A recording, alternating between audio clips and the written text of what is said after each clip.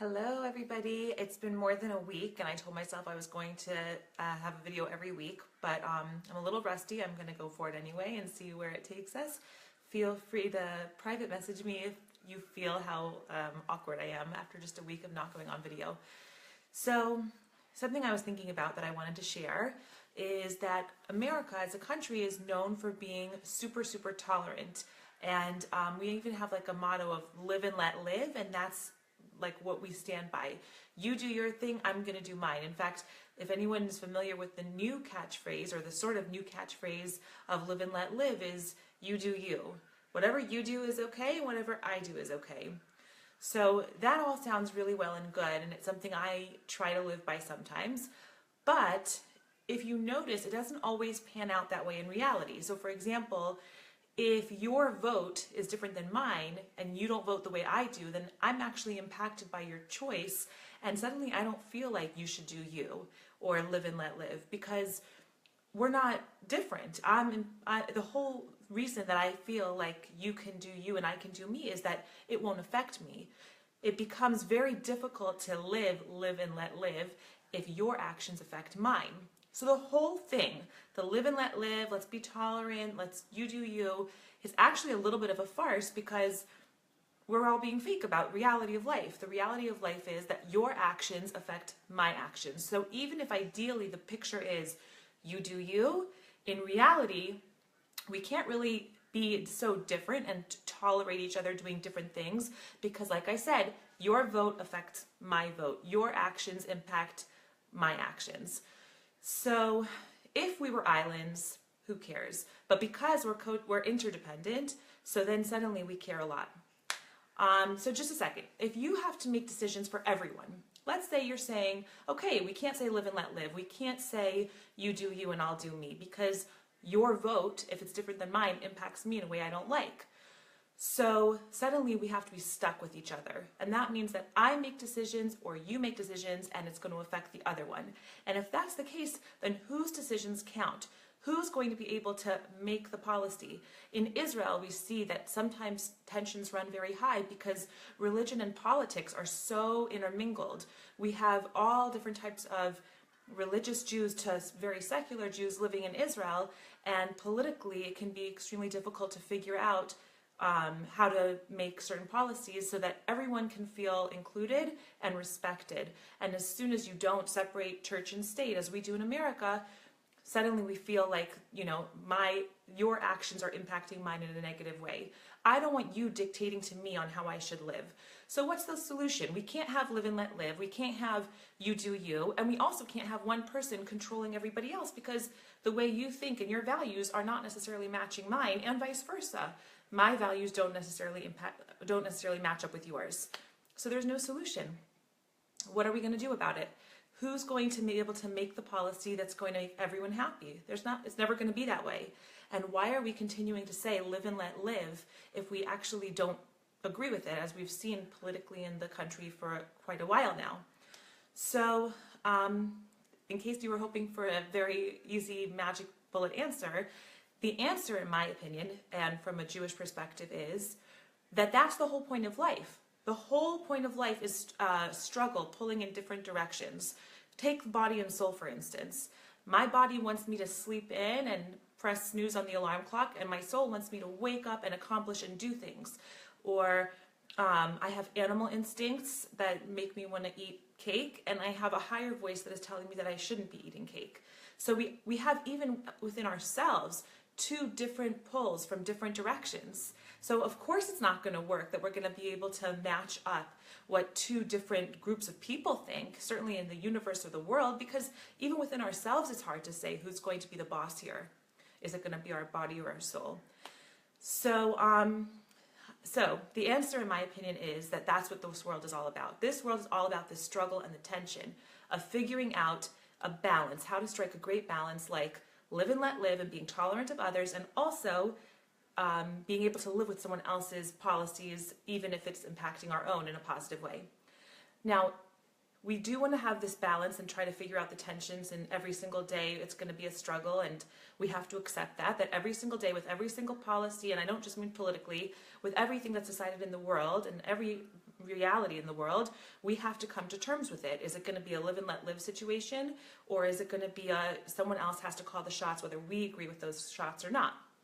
But there's actually a much higher plane of living. Now, I don't know if this is going to be something that's possible in like relative to what I'm talking about right now, but there's a higher level of balance that if we could get there, we would be in really good shape. The balance is this. As a school administrator, I'm always in meetings with parents and with teachers, and we're trying to figure out solutions to whatever is going on at the time, whatever the challenge is. If it comes to my office, as much as I would like to think it's always good news, oftentimes it's a challenge that we're trying to figure out the solution together. What really makes a difference between a meeting that is totally solution-oriented versus a meeting that feels really like we're dwelling in the problems is whether or not the people who are talking actually appreciate the other person. So if I have a parent and a teacher in my office, or two teachers in my office, or two parents in my office, they're going to come from very different viewpoints, perhaps. But the question is, do they appreciate each other? Do they trust each other? And in the context of in the backdrop of this trust and appreciation, then they can bring out this challenge that they want to address and solve. So for example, if someone comes into my office, a parent comes into my office and says, I have a solution. I think that the school could be better if we did X, Y, and Z. I'm going to be able to much better receive it as a human being if the relationship I have with this parent is one of positivity, if the parent notices all the good thing that's going on in the preschool, right? So if the relationship is one of positivity and trust and respect, then something challenging, we can be super solution-oriented. But if in the backdrop there's not trust, there's cynicism about the other person and criticism about the other person, having a solution is much harder. And we also see in a marriage, you have a couple coming in, let's say, to a marital therapist, and they're trying to look for a solution to whatever the fight is that they're having. The first thing that we're going to assess is the backdrop of this fight a loving and healthy and happy relationship? Or is the backdrop of this fight one of cynicism and sadness and bitterness and resentment and the history of what he did or she did 5-10 years ago?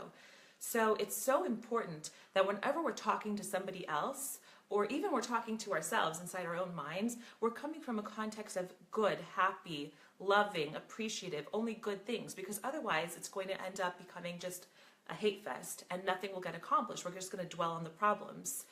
Imagine if a car's engine was fighting with the body of the car, and the car's engine every single moment was saying, you can't even move, there's no movement in you, you have no energy, you just sit there. And the body of the car is saying, you look horrible, there's nothing to you, you just make a loud noise, where are your wheels, you don't even have wheels, right? They are going to sit there and just yell at each other about how awful the other one is and how much value the other one feels that he is bringing to the table. But obviously we know that if you put an engine together with the body of the car, you're going to get a vehicle that takes you where you want to go. Suddenly you have something special. It's only when these two things confuse together and bring their value together to make something whole, that's when you create something special. So to circle all the way back, and I'll just mention one more thing, midot. The word midot, which we translate as character traits. Are you using anger? What character trait are you using in the moment? Patience. Whatever that character trait is, the actual midah, the word midah in Hebrew actually means measurement, because in every moment, you're going to require a different measurement of patience, of anger. If you're a parent, if you're too strict, it's no good. If you're too permissive, it's no good. Every single situation requires a different response. There is no right response for all situations. That's why the Torah doesn't give out a big parenting book, because every child and every situation is different. And you have to measure out what is the right solution for this child with this situation. So, just to finish it up, I'm going to go back to the beginning, which is America is known for being this tolerant place. And we want to say live and let live. But in reality, we're not able to do that because your actions affect my actions. And my values might not be your values, but we all have to live with one another and depend on one another.